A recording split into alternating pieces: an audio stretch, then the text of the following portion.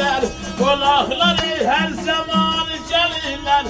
Gözəl Şəndivanım səlamət qalın, Dilavər qəhrəman səlamət qalın.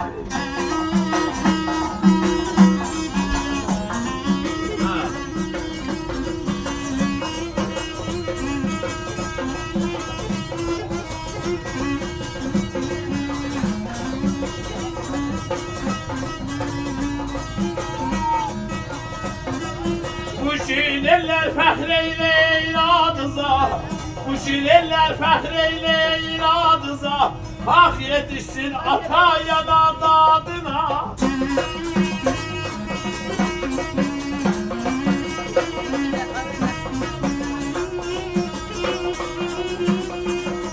Şəndivan deyirəm burada adı var, Şəndivan deyirəm burada adı var.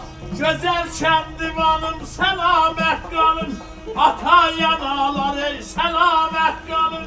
Gözəl zamanlarım səlamət qalın.